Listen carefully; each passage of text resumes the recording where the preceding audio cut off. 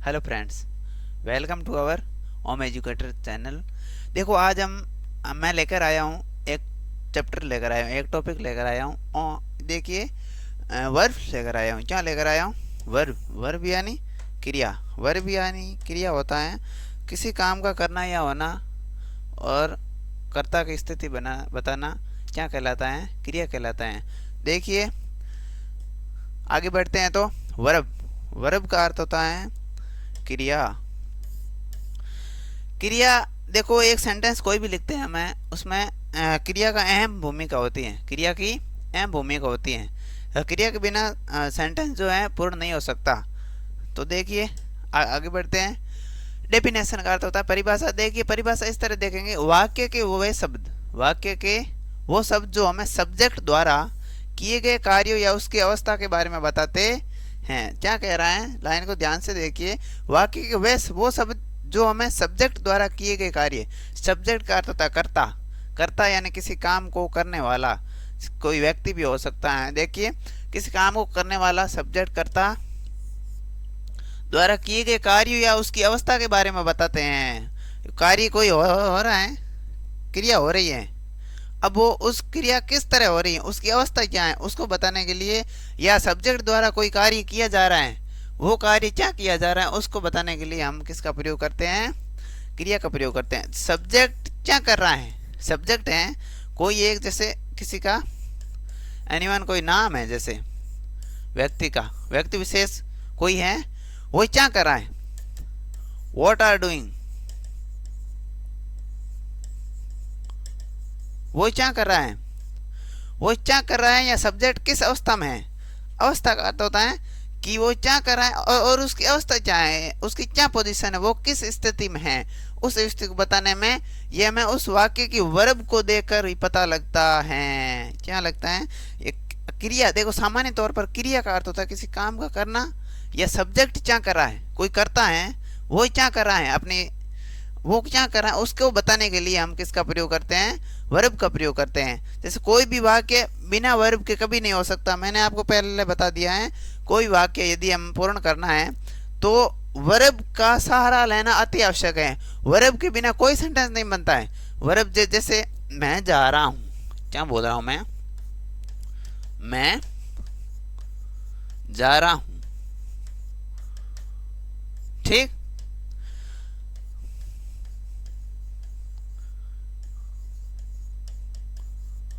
I am going, चाहे इसमें verb का सहारा लिया, इस वाक्य में वर्ब का सहारा लिया।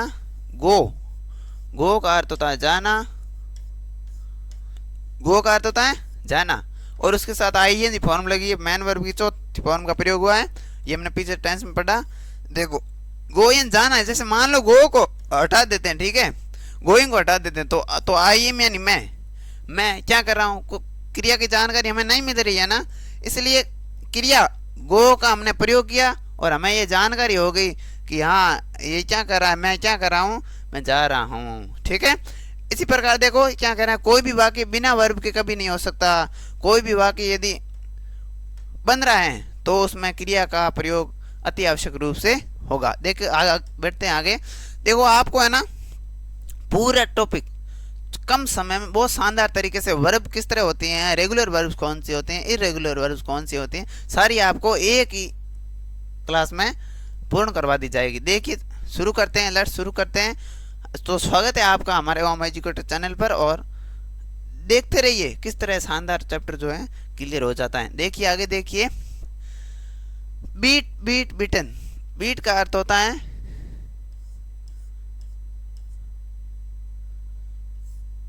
बिकॉम, बिगिन, कम। जैसे एक है फॉर्म है कम, कैम, कम, ठीक। उसके बाद एक मेक, मेड, मेड। देखिए फॉर्म जो ये है ना, वर्ब होती है ना, वर्ब दो प्रकार की होती हैं। एक रेगुलर वर्ब पहली, और दूसरी इरेगुलर वर्ब, इरेगुलर वर्ब, ठीक है। रेगुलर वर्ब का अर्थ होता है जो सामान्य तौर पर लगातार ही यानी एक ही तरीके से चल रही है। जैसे मेक, मेड, मेड, ये नहीं, राइड राइड ये नहीं। उसके पीछे क्या है, जैसे ईडी लगता है, ज़्यादातर फॉर्म है ईडी वाली, जिसके पीछे ईडी लगकर वो अपनी सेकंड फॉर्म बना लेती है और थर्ड फॉर्म बना लेती हैं। जैसे मैं बताता हूँ आपको, आगे देखिए, ये देखो,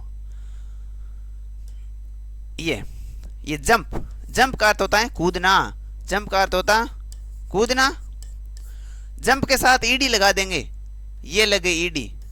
देखो वाक्य सेंटेंस में 97% जो है, 100% में से 97% जो है वो ईडी वाली फॉर्म में होती है। कैसी फॉर्म में, सेकंड फॉर्म और थर्ड फॉर्म ईडी लगाकर उसकी फॉर्म में बनाई जाती हैं। उस ईडी वाली फॉर्म को ही रेगुलर फॉर्म कहा जाता है।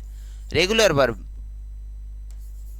रेगुलर वर्ब कैसी वर्ब, रेगुलर वर्ब का अर्थ होता है, वर्ब दो प्रकार के में हमने समझा, और वर्ब में रेगुलर वर्ब कौन सी, जिसके पीछे ईडी ईडी लगाकर हम उस वाक्य में प्रयोग करते हैं सेंटेंस में, वो रेगुलर वर्ब होती हैं। और इंग्लिश ग्रामर में ज़्यादातर ईडी वाली फॉर्म में ही बनती हैं और जिसको रेगुलर वर्ब कहा जाता है। इरेगुलर का मतलब होता है जिसमें ईडी नहीं लगता है, जो थोड़ी भिन्न है, जो थोड़ी डिफरेंट है। जैसे मैं आपको समझाता हूँ, गो यानी जाना, गो का अर्थ हो गया जाना।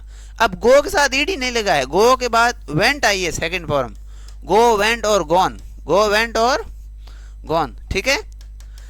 ये हो गई इरेगुलर वर्ब। इरेगुलर मतलब लगातार से नियमित चलने वाली, वो ईडी वाली फॉर्म में नया बनकर ये बन जाती हैं इस तरह, और फिर गोइंग लग जाता है, ठीक है। इस प्रकार ये इरेगुलर वर्ब हो गई, और जिसके पीछे ईडी लगता है वो कैसी फॉर्म हो गई, रेगुलर फॉर्म। तो ध्यान दीजिए, छोटा सा टॉपिक एकदम से क्लियर हो जाएगा, जुड़े रहिए। ग्रो का तो होता है उगाना, उगाना, ग्रीव उगाया, ग्रोवन यानी उगा चुका, उगाना उगाया उगा चुका, ठीक। उसके बाद हीर यानी सुनना, आपने बोला और मैंने सुना, मैं बोल रहा हूँ आप सुन रहे, इस प्रकार सुनना। हीर्ड यानी सुना, हीर्ड यानी सुन चुका। ये देखो एक ही एक फॉर्म में आती है। ये इस प्रकार की फॉर्म में इरेगुलर वर्ब होती हैं। ये कैसी वर्ब होती हैं, हीर यानी सुनना, हीर।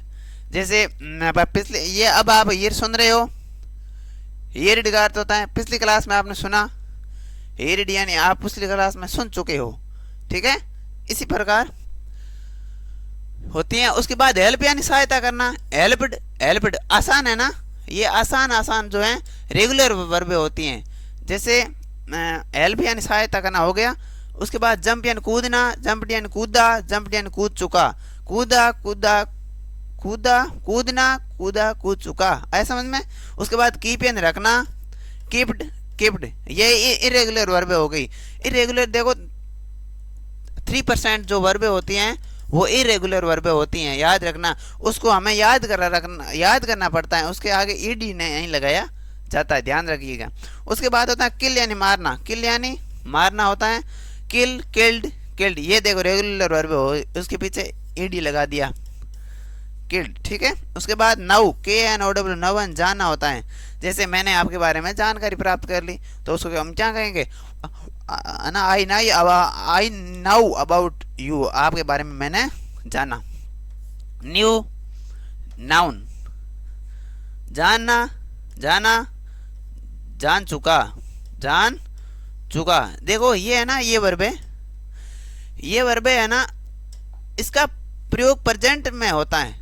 ज़्यादातर जो प्रेजेंट के सेंटेंस होते हैं उसमें मैन वर्ब की पहली फॉर्म का प्रयोग होता है, जो हमने पिछली क्लास में पढ़ा। ये पास्ट टेंस में, पास्ट पार्टिसिपल में इसका प्रयोग किया जाता है, इन सारी वर्बों का, और इनका प्रयोग पास्ट टेंस में, प्रॉपर पास्ट टेंस में मैन वर्ब की थर्ड फॉर्म का प्रयोग किया जाता है। याद रखना, भूलिएगा मत।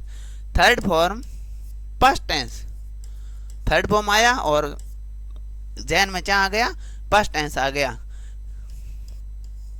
लाई, ले, लेन, ठीक है। लॉस यानी खोना होता है, लॉस का अर्थ क्या होता है, खोना। उसके बाद लॉस्ट यानी खोया, लॉस्ट यानी खोया, लॉस्ट यानी खो चुका, लॉस्ट यानी खो चुका, ठीक है। उसके बाद देखो राइड यानी सवारी करना, रोड और रिडन, सवारी करना। राइड का अर्थ क्या होता है, सवारी करना, सवारी की, सवारी कर चुका, आया समझ में। रिंग यानी बजना होता है, रिंग यानी बजना, बजा, बज चुका। देखो सेंटेंस बनाते हैं ना, वर्ब के बिना सेंटेंस अधूरा है। यदि हम वर्ब का प्रयोग सेंटेंस में नहीं करेंगे तो हमें जो भाव है, वाक्य में किस प्रकार का भाव है, वो हमें समझ में नहीं आएगा। जैसे राम पढ़ रहा है, राम क्या कर रहा है, राम पढ़ रहा है। जैसे Ram is reading, Ram is reading, ये हो गई ना। राम इज रीड, राम पढ़ रहा है, राम पढ़ रहा है। जैसे रीड यानी पढ़ना, यदि यदि ये रीड नहीं आता है, यदि ये रीड नहीं आता है तो हमें जानकारी प्राप्त नहीं होगी कि राम क्या कर रहा है। इसी प्रकार वर्ब का प्रयोग किया हमने और रीड लिखा और फिर हमें जानकारी प्राप्त हुई कि हाँ राम क्या कर रहा है, राम पढ़ रहा है। कम यानी आना, कम यानी आना, कैम यानी आया, कम यानी आ चुका। देखो देखो ये वाली वर्ब पहली और third form same same spelling आ रही है, लेकिन हमें कंफ्यूज नहीं होना है। हमें ध्यान रखना है कि प्रेजेंट टेंस में हमें ये इसका प्रयोग करना है और पास्ट टेंस में इसका प्रयोग करना है। जैसे कट, कट यानी काटना, फिर काटा, कट यानी काट चुका। इसी प्रकार ये फॉर्में होती हैं। तो देखिए आगे बढ़ते हैं। एक है गिव यानी देना, गिव का अर्थ होता है देना, गेव यानी दिया और गिवन यानी दे चुका, दे चुका। पास्ट टेंस में हमने पढ़ा था कि चुका है, चुकी है, चुके हैं का प्रयोग किया जाता है। तो इस प्रकार ये पास्ट में होती, इन वर्बों का प्रयोग पास्ट में होगा। ये पास्ट पार्टिसिपल की है और ये प्रेजेंट की फॉर्म में है। जैसे फ्लाई यानी उड़ना, फ्लीव, फ्लीव और फ्लोवन, ये हो गई इरेगुलर वर्ब। कैसी हो गई, इरेगुलर वर्ब्स। ठीक, देखिए फॉल, फॉल यानी गिरना, कोई ऊपर से नीचे कुछ गिर गया तो हम कहेंगे फॉल। फील और फैलन, गिरा, गिर चुका। ठीक है, उस पर आप फाइट यानी लड़ाई झगड़ा करना, इस तरह कोई फाइट करता है उसे कहेंगे हम, जैसे लड़ता है तो उसे हम फाइट कहेंगे। उसके बाद फॉट, उसके बाद फॉट, ये मतलब लड़ना, लड़ा, लड़ चुका। इस प्रकार ये फॉर्में होती हैं। एक फॉर्म होती है चौथी फॉर्म, सुना है आपने, मैन वर्ब की चौथी फॉर्म, मतलब आईएनजी लगाते हैं मैन वर्ब की पहली फॉर्म के वर्ब के साथ, सॉरी मैन वर्ब की पहली फॉर्म के साथ आईएनजी लगाते हैं, तब वो क्या बनती हैं, चौथी फॉर्म बनती हैं। आप है ना डाउट में मत जाइए। मैं कोई कहता है सर ने तो 3 ही वर्ब पढ़ाई थी, अब चौथी कहाँ से आ गई। चौथी इस तरह आई कि मैन वर्ब की पहली फॉर्म के साथ यदि हम आईएनजी लगा देंगे तो वो मैन वर्ब की कैसी फॉर्म बन जाएगी, चौथी, मैन वर्ब की चौथी फॉर्म बन जाएगी। याद रखना, भूलना मत कि मैन वर्ब की चौथी फॉर्म का हमें याद नहीं रखना है, क्योंकि पहली वर्ब मैन वर्ब की पहली फॉर्म के साथ ही हमें क्या कराना है, हमें आईएनजी का प्रयोग करना है, जिससे हमारी चौथी फॉर्म बन जाएगी। ठीक है, तो देखिए ये हमने पढ़ लिया कि इस तरह से बनती हैं। ग्रोवन उगाना, ग्रीव ग्रीव ग्रोवन। ठीक है, इस तरह बन गई वर्बें। अब देखो ये और वर्बें हैं, बहुत सारी वर्बें हैं, वर्बें तो बहुत सारी है, लेकिन हमें समझ लेने के लिए हम आपके कट कट करके सिर्फ और सिर्फ यही लाए हैं। देखो फाइट यानी लड़ना, फाउट, और ये फाउट। फाइंड यानी खोजना, फाइंड यानी खोजना, फाउंड यानी खोजा, फाउंड यानी खो चुका। देखो देखो इरेगुलर वर्ब है, 3% में सारी वर्बें हमने जो हैं, जो लगभग यहाँ पर ले आए हैं, सारी आपके क्लियर कर आप हो जाएगी। फॉरगेट यानी भूलना, फॉरगॉट, फॉरगटन। उसके बाद फॉरगिव यानी माफ़ करना, फॉरगिव अर्थ होता है माफ़ करना, माफ़ करना। गिव यानी देना, गेव यानी दिया, गिवन यानी दे चुका। गो यानी जाना, वेंट यानी गया, गोन यानी जा चुका। ग्रोवन यानी उगाना, ग्रीव, ग्रोवन। उसके बाद हैंग, हग, हंग। ईयर यानी सुनना, ईयर्ड यानी सुना, ईयर्ड यानी सुन चुका। टेल यानी बताना, टोल्ड यानी बताया, टोल्ड यानी बता चुका। टीयर, टोर, टोर। टीच, टॉच, टॉच। देखो इसमें है ना सारी बदल रही है, ये हमें सिर्फ ये याद करने योग्य है। ये इरेगुलर वर्ब है और इसको हमें क्या करनी पड़ती है, याद। टीच यानी पढ़ाना, टॉच, टॉच, पढ़ाया, पढ़ा चुका। उसके बाद होता है टेक यानी लेना, टुक, टेकन। इस प्रकार जो हमने है ना जो इरेगुलर वर्बे थे ईडी फॉर्म नहीं लगकर। इसके अलावा आपके जो भी एग्जाम में आते हैं वो उसके आगे क्या लगाया जाता है, ईडी लगाया जाता है। तो देखिए, थैंक यू जुड़ने के लिए। और इस प्रकार देखिए हम हमारे आगे जैसे यानी अगली वाली क्लास में इससे भी शानदार चैप्टर आपको क्लियर करवाया जाएगा। तो थैंक यू, धन्यवाद, जुड़े रहिए।